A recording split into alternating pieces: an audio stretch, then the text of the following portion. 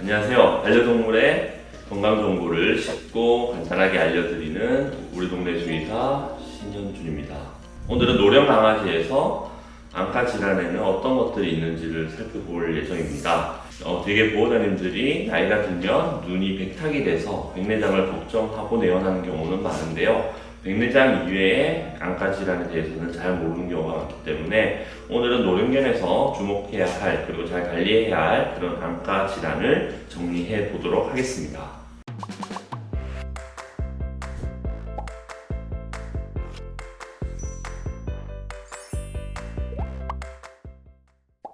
일단 그 노령 강아지에 대한 기준이 조금 애매모호할 건데요. 일단 노령 강아지라고 하면 각 종별로 평균 수명이 있는데요. 그 평균 수명의 마지막 한 25% 정도를 노령으로 분류를 하게 됩니다. 가령 예를 들면 시추 같은 경우에는 대략적으로 13살 정도를 기대 수명으로 생각을 한다면 실질적으로 10살부터는 노령으로 분류할 수 있을 거고, 그리고 대형견에 속하는 레트리버 같은 경우에는 10살로 일단은 잡고, 그러면 노령은 한 8살부터 노령으로 볼 수 있는 거죠. 이거는 개체 차이는 있는 거라서 너무 예민하게 생각하시지 않으셔도 될 것 같고요. 그래서 아이의 종별로의 기대 수명의 마지막 25% 정도가 노령에 속한다, 이렇게 기억을 하시면 됩니다. 일단 노령이라고 하면 우리가 건강검진도 더 타이트하게 해서 건강관리를 잘 해줘야 되는데, 권장되는 건강검진의 주기는 한 6개월 정도 단위가 됩니다.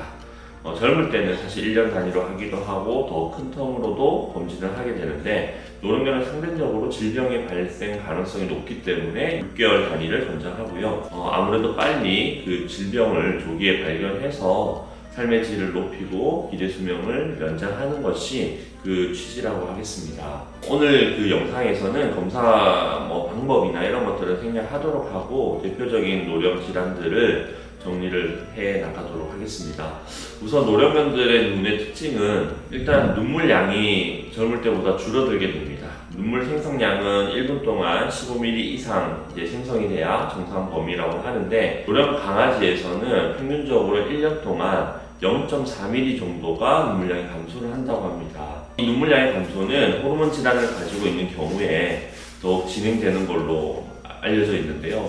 대표적인 호르몬 질환에는 당뇨, 그리고 쿠싱, 그리고 갑상선 기능 저하증이 대표적이라고 할 수 있습니다. 이런 기저질환이 있는, 호르몬 기저질환이 있는 환자들은 눈물량이 더 줄어들 수 있기 때문에 각별한 모니터링이 필요하고, 눈물량이 많이 부족하게 되면은 각막염이나 결막염, 그래서 한홍성 눈곱이 끼는 경우가 흔합니다. 눈물이 부족해서 고생을 하는 대표적인 품종으로는 코카스파니엘과 그리고 시추, 퍼그 등이 이에 해당하고요. 일단 한 논문에 따르면 한 10마리 중에 1마리 정도의 노령견에서는 눈물량이 부족한 것으로 알려져 있습니다. 그리고 나이가 들면 안압도 떨어지게 되는데요. 정상적인 안압은 15에서 25까지를 통상적으로 정상 범위로 보는데, 낮게 잡으면 10까지도 정상 범위로 간주를 합니다. 그러나 노령견의 경우에는 10 이하로 안압이 나오는 경우도 흔하게 있기 때문에 나이가 들면 안압이 떨어지는 것을 어느 정도 염두에 두고 케어가 필요합니다. 실제로 안압이 떨어지는 것보다는 사실 이제 25 이상으로 돼서 녹내장으로 진행되는 게 일단 문제인데요. 급성으로 녹내장이 오게 되면 시력을 아무래도 갑자기 잃을 수 있기 때문에 그게 더 중요한 부분이라고 할 수 있겠습니다. 자, 그리고 이제 대표적으로 노령견에서 주의해서 잘 봐야 되는 안과 질환은 안검 종양이 있겠습니다. 안검이란 눈 주변에 있는 눈꺼풀을 의미하고, 이게 나이가 들면서 종괴가 생기게 됩니다. 근데 이 안검 종괴는 다행스럽게도 한 90% 정도가 양성 종양에 해당을 하기 때문에 악성도가 그렇게 높은 종양은 아닙니다. 가장 대표적으로는 피지선종 그리고 흑색종이 있습니다. 이 종괴 제거를 고려를 해야 되는 것은 일단 사이즈가 크다거나 아니면 빨리 사이즈가 증가를 하고 있다거나, 혹은 위치가 좀 좋지 못하는 경우, 그리고 종양의 문제로 인해서 눈이 좀 불편하다거나 할 경우에는 일단 종양을 제거를 해서 조직 검사를 의뢰해서 어떤 종양인지까지도 확인을 하는 것이 일반적인 치료법입니다. 안검 종괴의 경우에는 보호자님이 눈 주변을 유심히 보면 실제로 볼록하게 튀어나온 걸로 확인이 가능하시기도 해서, 만약 눈 주변으로 종괴가 의심이 된다라고 하면은 병원에 와서 그 종교에 대해서 수의사 선생님과 상의를 하시길 바랍니다. 그리고 나이가 들면서 이제 좀 문제가 될 수 있는 부분은 이제 각막인데요. 각막에 개양이 일단 잘 생길 수가 있습니다. 각막 개양이라고 하면 눈의 상처라고 생각하시면 되는데 항상 외상에 의해서만 생기는 것은 아니기 때문에 노령견에서 특히 각막 개양에 대해서 잘 체크를 하셔야 되는데 보통 스키드라고 우리가 표현하는 잘 낫지 않는 그런 개양이 발생할 수 있고요. 이 스키드라고 하는 거는 각막 상피가 이렇게 느슨하게 이렇게 각막에 놓여져 있는 그런 상태의 상처로 실제로 일반적으로 잘 낫질 않습니다. 대개 7살에서 한 10살 정도에서 많이 발생을 하게 되고 이 스키드는 잘 낫지 않기 때문에 병원에 내원하셔서 직접적인 각막에 대한 처치까지 필요합니다. 처음에 각막 처치를 하게 되면은 일단 70%에서 한 90% 정도의 치료를 보이고 있고 재발은 잘 할 수는 있지만 일단 안약만 넣어서는 해결되지 않는 질환이기 때문에 노령견에서 눈을 불편해 한다면 스키드 가능성을 염두에 두고 병원에 내원하셔서 진단을 받으셔야 합니다. 그 외에 돌용성 각막 질환에는 각막에 칼슘이나 그런 지질 같은 게 많이 끼게 되는데요. 이런 칼슘이나 지질이 일단 끼게 되면 아이의 기저질환이 있는지 의심을 해야 됩니다. 이렇게 눈 쪽에 각막이나 지질이 또 침착되는 경우에는 쿠싱이라든지 아니면 신부전 그리고 안구 건조증, 고지혈증 등의 전신 질환을 가지고 있을 수 있기 때문에 그 부분에 대한 모니터링도 필요하고요. 대개 한 13살에서 14살 정도의 고령에서 흔하게 좀 발생할 수 있는 각막 질환이라고 보시면 됩니다. 각막에 이런 것들이 침착이 되게 되면은 때로는 이게 탈락이 되면서 각막 궤양을 일으키기도 하고 각막염을 일으키기도 합니다. 그래서 아이들이 많이 좀 불편해하는 경우도 흔히 발생을 하고 치료는 이런 칼슘이나 지질이 침착되지 않게 하는 안약을 전환하거나 변성으로 이어져서 눈을 많이 불편하게 될 경우에는 강력한 다이아몬드 버라고 하는 걸 통해서 각막 표면을 조금 디브라이드먼트라고 하는데 정돈을 하면 회복을 도울 수 있습니다. 그리고 나이가 들면 또 각막 내피세포 쪽에도 변성이 생기게 돼서 실제로 각막 부종, 그러니까 눈이 뿌옇게 변하는 그런 각막 부종으로 이어지는 경우도 흔히 있습니다. 각막 부종 외에도 결막에 충혈되는 경우도 흔하고요.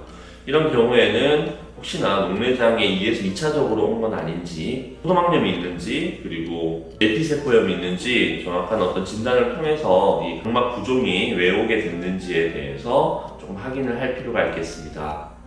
각막 부종이 많이 심하게 될 경우에는 각막을 열로 좀 지지는 열 성형술을 통해서 각막의 부종을 완화시키는 외과적인 처치를 하기도 합니다. 그리고 노령견에서는 각막에서 출혈이 발생하는 경우가 은근히 있습니다. 그래서 보호자님들이 눈을 봤을 때 눈이 조금 일부 빨갛게 보여서 놀라서 내원하는 경우를 흔히 보는데요. 각막 내에서 출혈이 발생하는 이러한 질환은 평균적으로 한 12살 정도에서 관찰이 되고요. 보통은 한 60% 정도는 전신질환을 가지고 있는 경우가 많습니다. 이 전신질환에는 역시 당뇨, 그리고 갑상선 기능 저하증, 쿠싱, 그리고 마지막으로 고혈압을 가지고 있을 가능성이 있기 때문에 그 질환에 대한 체크가 필요합니다. 이런 경우에는 혈관을 약하게 만들기 때문에 아무래도 출혈의 가능성이 높게 됩니다. 그리고 눈을 보면 우리가 갈색 부분을 보이실 건데 이걸 우리가 홍채라고 합니다. 근데 이 홍채도 나이가 들게 되면은 위축이 되게 됩니다. 그래서 눈 동공을 보면 동공이 매끈하게 원형으로 되어 있지 않고 좀 꺼끌꺼끌하게 불규칙하게 보일 수 있고 그리고 홍채 가운데에 뻐끔뻐끔하게 구멍이 나 있는 것을 볼 수 있는데요. 이거를 우리가 홍채 위축이라고 하고 대표적인 노령 질환이라고 볼 수 있겠습니다. 보통 치와와나 아니면 슈나우저에서 흔하게 좀 볼 수 있고요. 푸들에서도 좀 흔합니다. 이런 경우에는 홍채의 기능이 떨어지기 때문에 산동이 좀 되어 있는, 그러니까 즉 빛을 비쳤을 때 빠르게 축동되지 않고 산동되어 있는 채로 조절이 잘 안 되는 경우가 있기 때문에 동공이 커져 있으면 의심을 해야 되고요. 일단 홍채 문제가 아니라면 뭐 녹내장이라든지 다른 안과 질환을 가지고 있을 가능성도 있습니다. 그리고 가장 이제 앞서 잠시 말씀했던 것처럼 노령견에서 가장 보호자님들도 인지하고 있는 그리고 가장 걱정하고 신경 쓰고 있는 대표적인 이제 렌즈 질환, 수정체 질환인 백내장이 있습니다. 이 백내장은 초반에 좀 의심이 되면 내원을 하셔가지고 백내장 인지 아닌지를 정확하게 평가받으시면 되고요. 백내장이 아닌 경우도 되게 많습니다. 왜냐하면 수정체가 나이가 들면서 단단해지는 수정체 핵경화증이라고 하는 게 있는데 이거는 우리가 보기에는 조금 하얗게 보이더라도 실제 시력과는 무관하기 때문에 치료의 대상이 되지는 않거든요. 그래서 보호자님들이 백내장이 좀 염려되신다면은 병원에 내원하셔서 확실히 백내장인지 아니면 핵경화증인지는 구별을 받으시면 되고요. 그거를 확인하면 그래도 마음이 좀 편하실 수 있습니다. 왜냐면 10케이스 중에 한 8, 9케이스 정도는 핵경화증으로 인해서 염려해서 오시는 경우가 훨씬 더 많은 것 같거든요. 그래서 우리 아이가 나이가 좀 어느 정도 있고 눈이 하얗다면은 일단 보내원 하셔가지고 백내장인지 아닌지는 확인을 받으시면 되고요. 그리고 마지막으로 노령성으로 또 걱정을 할 수 있는 안과 질환 중에 하나는 이제 망막입니다. 망막이라고 하는 거는 빛이 들어와서 맺히게 되는, 그러니까 카메라에서는 필름과 같은 역할을 하는 망막 질환을 얘기하는 건데요. 백내장 다음으로 유리체 질환이 있습니다. 유리체라고 하는 거는 안구를 지지하는 한 70%의 구조물을 얘기하는 건데, 이게 나이가 들면은 그 지질이나 아니면 미네랄 같은 게 좀 침착하게 되면서 실제로 약해지게 됩니다. 유리체 자체가. 그래서 이것을 우리가 성상 유리체증이라고 하는데, 성상 유리체증이 있는 경우에는 실제로 염증을 좀 유발할 수 있고 나중에 망막을 박리시키거나 이런 가능성도 있기 때문에 일단 이 질환에 대한 모니터링도 좀 필요하다고 할 수 있습니다. 그리고 마지막으로 망막이라고 하는 구조물의 문제인데요. 망막은 빛이 들어왔을 때 상이 맺히는 구조물이라고 보시면 됩니다. 고혈압이 있는 환자에서 한 60% 정도는 망막 쪽에 문제를 일으키게 되고요.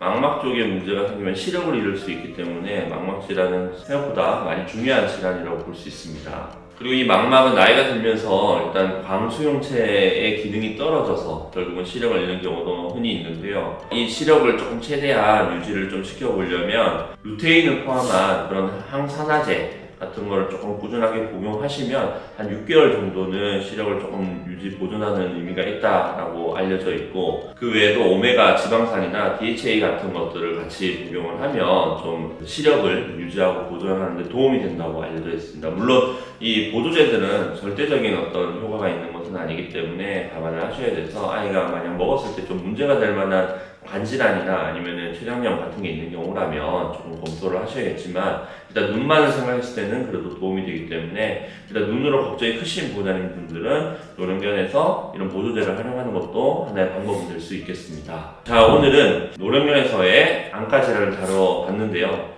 눈꺼풀부터 시작해서 각막, 그리고 수정체, 유리체, 그리고 망막까지 조금은 꼼꼼하게 확인을 좀 해봤습니다. 보호자님들이 막연하게 우리는 아이가 나이가 드니까 걱정을 하는 것보다는 오늘 영상을 통해서 그런 것들을 조금 더 의심하고 확인을 하시고, 만약 의심이 되면 병원에 오셔서 정확한 정밀 검사를 받으시면은 아이의 시력이든 아이의 눈 건강을 좀 지켜드릴 수 있을 것 같습니다. 오늘의 영상이 도움이 되셨다면 좋아요와 구독을 눌러주세요. 안녕.